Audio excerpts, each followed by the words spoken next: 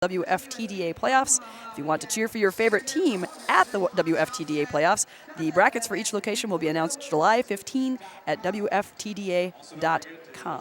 That's like the most exciting part of the entire year when you see the brackets and you figure out your travel plans and so on and so forth. And I already know that I'm going to Minnesota for the weekend no matter what, but I will be very excited to see who ends up there. A lot of changeover in some of the top teams in this last year. A lot of people sort of moving to different cities. Some all-stars retiring. Look at Arch Rival. They benefited from some manner of, job churn, as they say.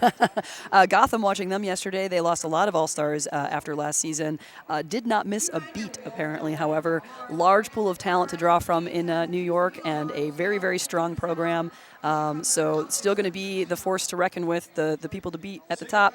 But Texas having some trouble earlier in the season against some teams at some of the tournaments they've played at, but still a very, very strong squad. Rose is going to be a team to watch. Bay Area, of course, always. But we do have some upstarts making their way up. Denver been very, very strong this year so far. I'm telling you, Arch Rival. Arch Rival's doing a great job. Arch Rival is legit. This is a legitimate team.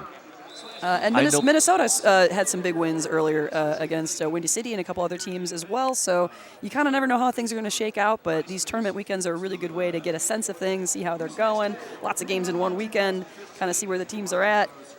And that's why it's so great to be here at the 2015 Midwest Brouhaha. What the heck's our hashtag? Somebody give us our hashtag. Hashtag is Brouhaha 2015.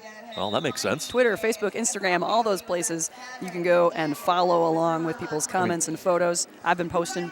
I don't blame you. That's what I do. If you would have given me this matchup last year, I'd say it's like a toss-up. It would have been like the first half of the first period where Steel City Arch Rival back and forth. I don't know, pick them. The Vegas odds are probably even. Yeah, very right different. Now, Arch Rival absolutely just can't say enough about Arch Rival. I am impressed as heck. I am impressed the heck at the splits the Bricktator just did to stay.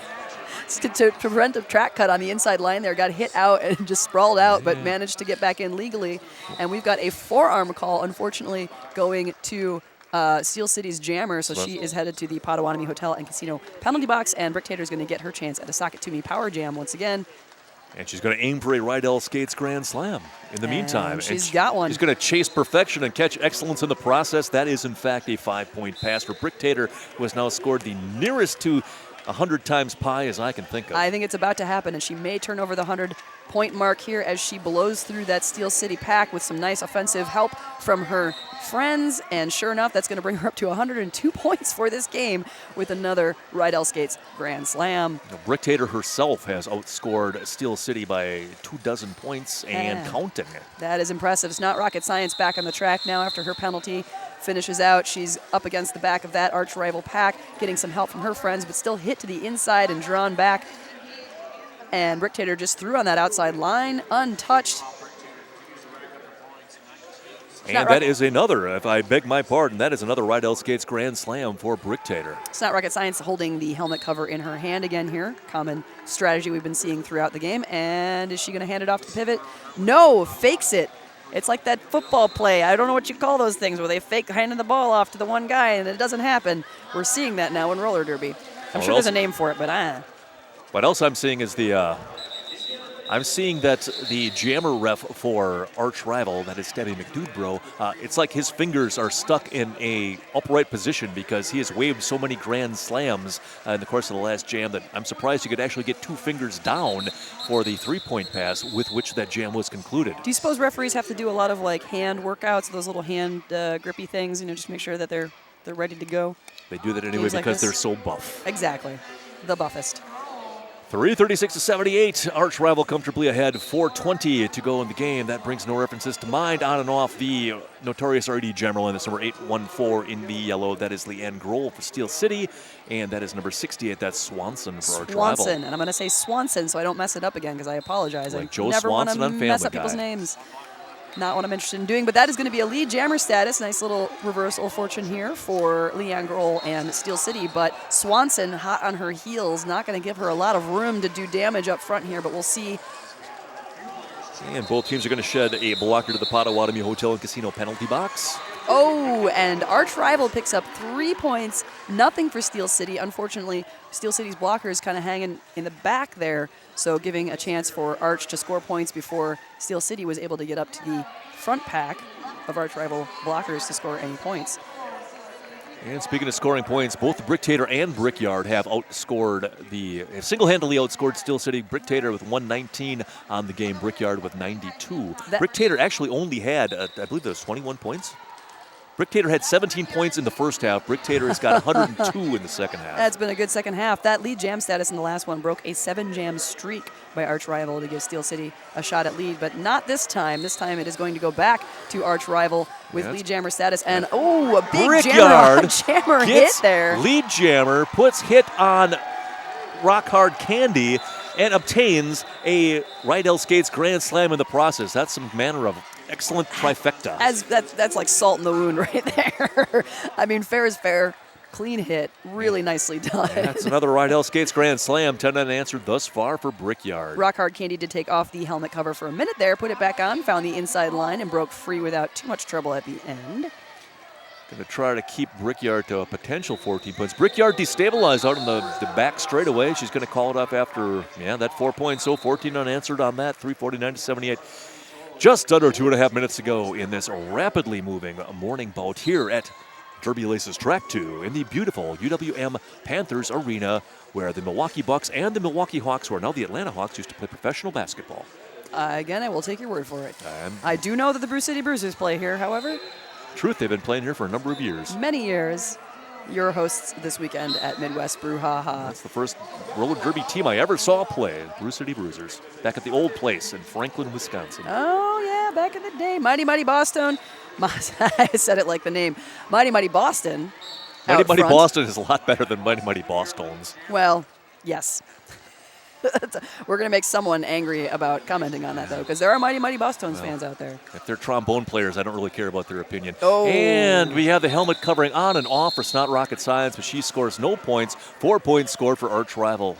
Arch Rival 357 like some manner of firearm caliber. 78 like Psycho 78 for Steel City, and this very well might be our last jam of the game. And very cheerful jammers out on the line. That's always nice to see. Bricktator going to, why not add some more points to the total here after 119 points on the board this game. Yeah, Arch Rival not letting their foot off the accelerator. They realize that in today's modern roller derby, it's your score differential is sort of a thing. And Leanne Grohl around to the outside almost has lead jammer. That pivot for Arch Rival beleaguering her. Leanne Grohl, she's out, she's free. She is lead jammer for Steel City. Nice way to potentially end the game here for Steel City. Steel's been scoreless in 15 jams, so this will be a chance for them to put some points on the board before the clock runs out on this game. Leanne Grohl gets hit to the outside, finds an inside line. Nice little bit of offensive picking work there from her team, and she's going to be through for a Rydell Skates Grand Slam.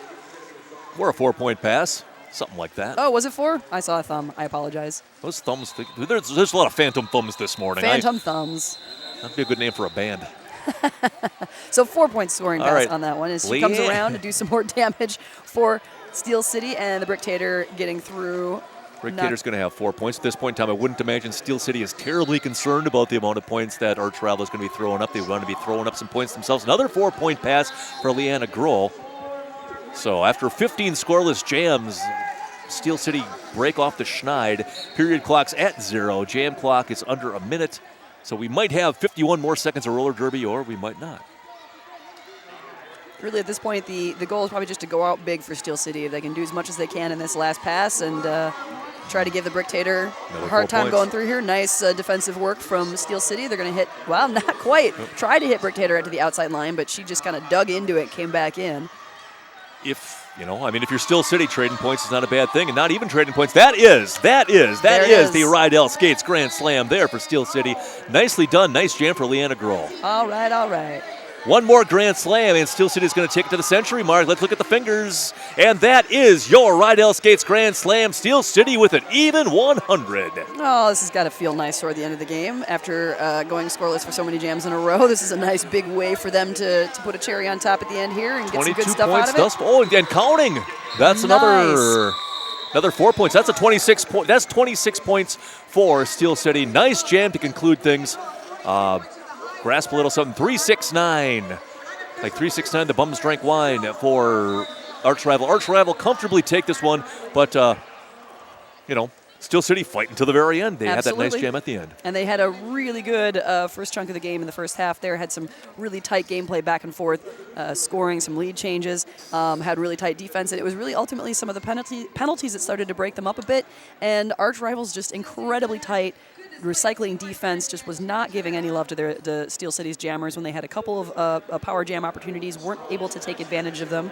And Arch Rival just built that game. I think they sort of got a sense of the other team, figured out where their weaknesses were, and just bowled through them eventually, and took a really, really solid win here. Yeah, I mean, I don't think that this game is indicative of any like Steel City losing ground from last year. I think it's just a show of Arch Rival just gaining ground and the strides they've made, and they're a team with which to be reckoned. A team to watch for sure. Again, with their big win over Ohio yesterday, and now this big win over Steel City. This is going to be continue to be a fun weekend of roller derby. We appreciate you tuning in. You can stay tuned in here all weekend thanks to Hinckley Design and Production on this free derby stream at the 6th annual Midwest Brouhaha. Hashtag Brouhaha 2015 if you want to join in the conversation. We appreciate you being here to watch and to cheer on. And many, many games more today and tomorrow. So, I'm Reverend Norman, you're Hammurabi. That is correct. Thank you so much. The end. Thanks for putting up with us.